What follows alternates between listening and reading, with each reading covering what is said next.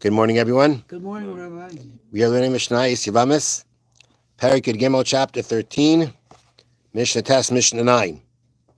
Now, the halacha is that if a man has two wives and he dies without children, and his brother does yibam on one of the wives, not he or any other brothers can marry or cohabit with the other wife. Once yibam is done on one, there's no more yibam bond, there's no more zika, there's no more yibam bond on the other, and therefore she's just she's a woman that's forbidden to him. It's forbidden to the brother who made yibam, forbidden to any of the other brothers, and that's important to know for this Mishnah. So here we go. Mi shayanasay l'shtei yesemes katanis. A person was married to two, as they translate, underage orphans. They were under bas mitzvah. All right, which means both of them are married to him, midrabanan, according to rabbinic law. Vames, and he dies. Ba yavam ala rishayna. The yavam, one of the brothers, the surviving brother, cohabited with the first one, which means he did yibam with one. Then the chazra bal ashniya, and then he went and he cohabited with the second one, meaning the second wife, which he wasn't supposed to. Or his brother went and cohabited with the other wife. It does not invalidate the first wife. Meaning, if we could have a scenario where after one brother did yibam, the other brother could also do yibam, if there could be such a scenario where both of them are married to one of the wives, there's going to be a problem, because it's prohibited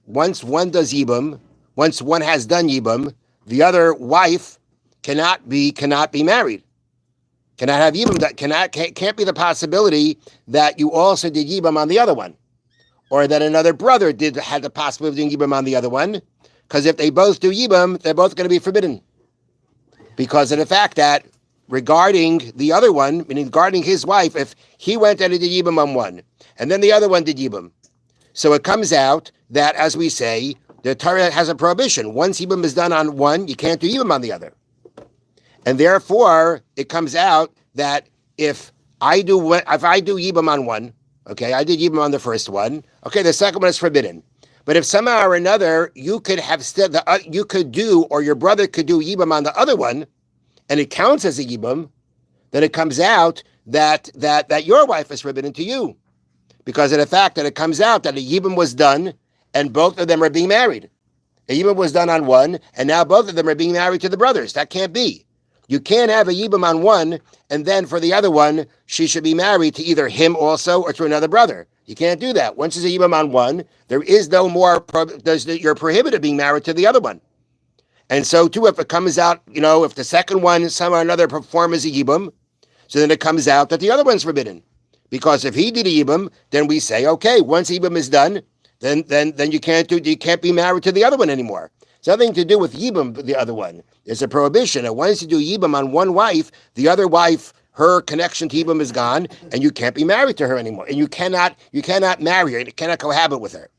So right now the Mishna is saying we don't have that problem. We don't have that problem.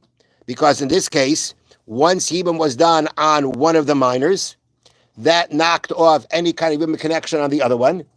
And therefore, if anybody does an act with the other one, it's a prohibited act, but it's not an act that makes any difference. It's just a prohibited act of cohabitation. It doesn't mean that now the second one became married to anybody. They didn't. There's no reason to. There was no marriage, and there was no yibam that was done. Okay, so that's what we say that's what we mean here when we say if the yavam did yibam on one, and then he did yibam on the other, or a brother did cohabit with the other, the first one is not affected. The same thing applies if both wives were deaf mutes. We say, again, both of their marriages are midrabanan, and we say that once he cohabited with one, he did yibam with her, there is no more yibam bond on her or the other one, or the other wife. And therefore, if anybody goes and cohabits with the other wife, whether it's he or his brother, it makes no difference. It has no there's no yibum that's fulfilled there. There's no yibum marriage that's made there, and therefore the first first yibum is unaffected, and they can stay remarried. All right, now we get a little bit more. We get a little bit more complicated. Now we have a case like this: Katana v'chareshes. His two wives who were rabbinically married to him, but they're different. One is a minor, and one is a deaf mute. Okay, that's the two wives here that we're talking about. So the Mishnah is like this: by Yavam ala Katana, if the Yavim cohabits with the Katana, with the minor, v'chazra ba'ala chareshes, and then he goes ahead and he cohabits with the deaf mute, or his brother cohabited with the deaf mute, lo pasas hakatana, he does not invalidate, he does not make the minor forbidden to the brother who did yibam on her first. Ba Yavam ala chareshes, let's say the case is different. Where the case is that the brother of the deceased man went and cohabited with the deaf mute first. V'chazra ba'ala katana, and then he goes ahead and he cohabited with the katana, which he wasn't allowed to, but he did. Or his brother cohabited with the minor. Pasalas hachareshes. That now invalidates the deaf mute from being married to her husband anymore. Okay, so let's just get what it says. And then we'll try. Then we'll get into an explanation. What it's saying here is like this: although both of them are rabbinically married to him, but they're different. And we'll explain the difference soon. But they're different. Now, the difference is not going to make a difference in the following case, where he was married to the minor and to the deaf mute. He cohabited with the minor, which means he did yibam on the minor, and now the deaf mute wife is forbidden to him or to the brother. They cannot cohabit with her. There's no more yibam bond. Okay. Now, but he did it anyway, or his brother did it anyway.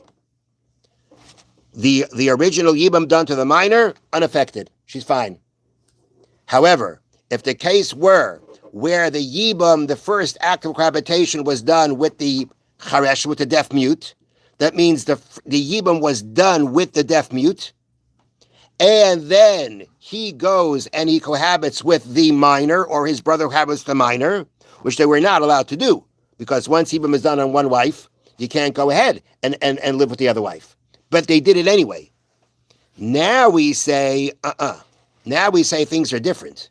Now we actually say that what was now done to the deaf mute, meaning let's not talk about the same guy. He went and he cohabited with the deaf mute. And then he went and he cohabited with the minor. Actually, when he cohabits with the minor, he is performing a yibam also. We'll explain that soon. But the point here is that what he does, even though it's after he did a yibam on the deaf mute, but now when he goes and he does and cohabits with the minor, that also counts as a yibam. And if it also counts as a yibam, then the co-wife, the other wife, right, should not be married to anybody in this family anymore. Because once yibam is done on one wife, the other wife is forbidden. And therefore, that's what it means when it says pasalat sachareshes, because a cohabitation was done with the other wife who was a minor, that now invalidates the first marriage done to the chareshes, and she cannot stay married. She cannot stay married to him. He's going to have to give her a get. He's going to have to give her a divorce. Okay, what's the explanation? So here we go. Listen to this one. Listen well.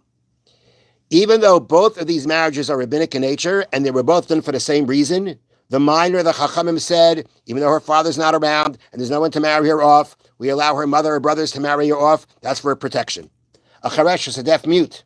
She has lost her, her mental capacity, her faculty. She's considered to have lost her faculty. She's not capable of being married. She can't have a marriage done to her.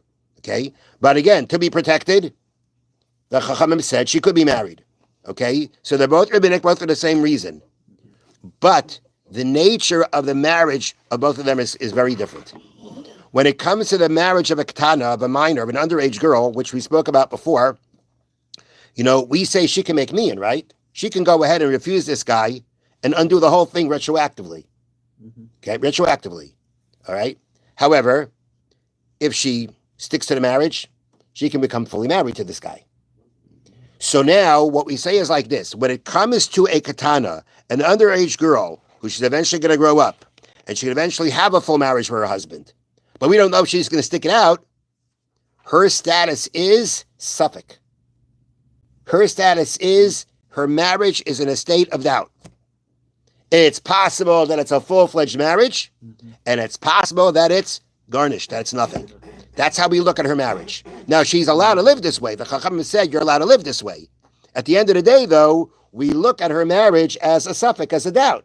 We say maybe she's married. If she's completely married, and maybe she's not married at all. When it comes to the chareshes, when it comes to the deaf mute, we look at her marriage differently.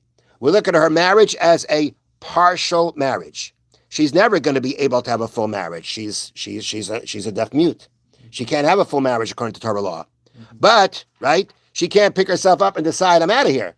She can't do that either. So her marriage is definite. But, again, it's not a full marriage. So we look at her marriage as a partial marriage. It's partial. Because of the fact that it can never become a full-fledged marriage, we look at it as a partial marriage. Okay? Now, if that's how we look at it, here's the story. If you now have one wife that's an underage, her marriage is maybe complete, maybe nothing. But if it's complete, it's complete. Okay? Then you have the other wife who is a charesha, she's deaf mute, which means she's partially married.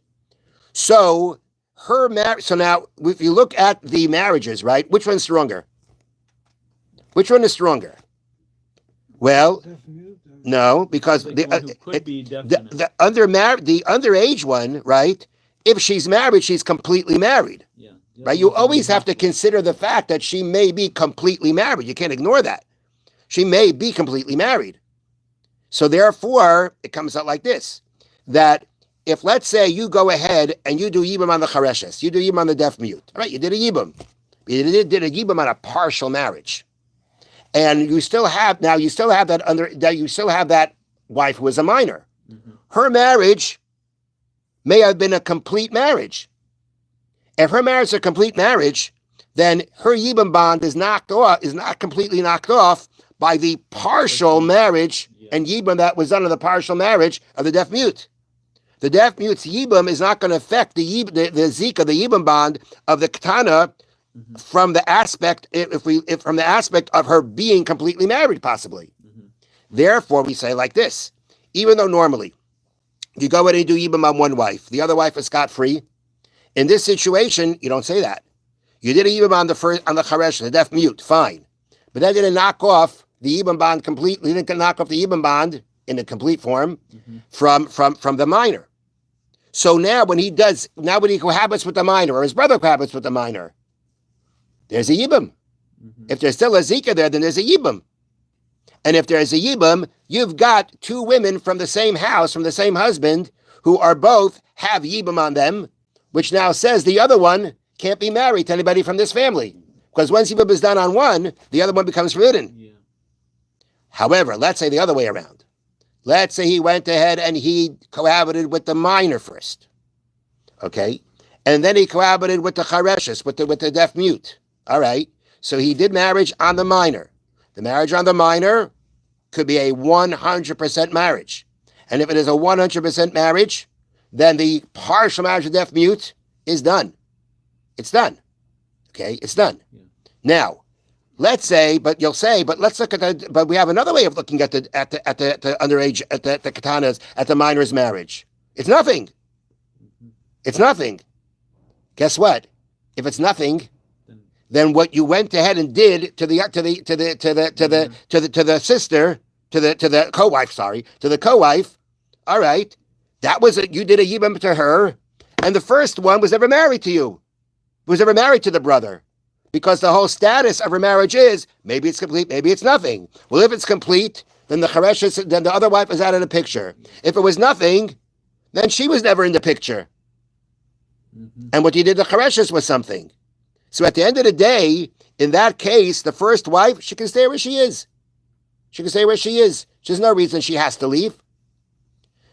Because again, we say either way, she either not the cohabitation that the brother did with either a yibam and knocked off the chareshes, because from the point that she is a complete marriage, that knocks off the chareshes, or we say that the marriage to the brother who died wasn't even a marriage to begin with. If so, that means the only real wife was the co-wife who was partially married.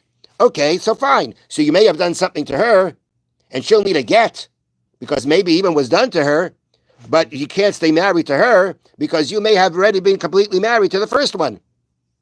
And if you were married to the first one, okay, the first one was never married, unaffected by anything that happens, and you can stay married to her. But to the chareshes, you're gonna have to go ahead and give her a get. And in the case where so that's the explanation there. That's what all boils down.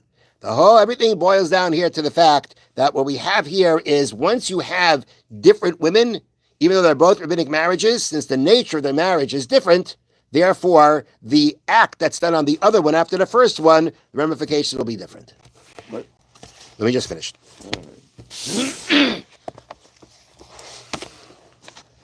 All right. Next. Something was done inappropriately. About Reuben v'Shal l'Shimon. And Reuben comes over to Shimon and says to him, Mi yaseh hazeh? Who did this? Who did this thing? Even if he thinks that Reuben thinks he did it. Reuben's asking him because Reuben suspects him of it. Also, Misha Asas Adavar. You're not allowed to tell him who did it. Even if you saw it, you know who did it, but you can't tell him. Sashanara. But if you don't tell him, he's going to suspect you. Still can't do it. Rak Yashiv Ani lo yasis hadavar. The most he could say is, I didn't do it. Okay? I didn't do it. All right? That's what he can do. He can take the blame off himself, but he can't say who did it. And that's according to the letter of the law. A person who is capable should actually go beyond the letter of the law. Now,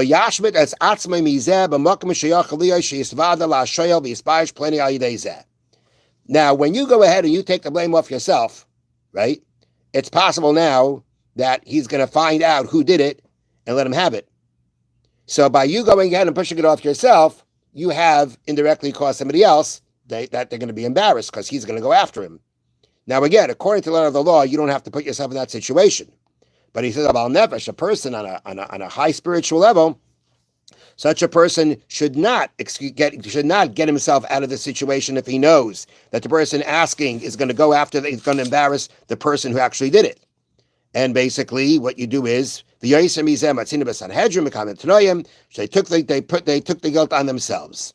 So, what do you say if you're a Baal Nefesh? If you want to go beyond the letter of the law and take it on the chin for somebody else, you say Ani u'shachatasi. You take the blame, and you take the blame, and you take the embarrassment in order to make sure that somebody else doesn't get it. But again, that's not according to the letter of the law. This is for a Baal Nefesh on a high level who's going beyond the letter of the law. Have a wonderful day. Thank you, Rabbi. I wanted to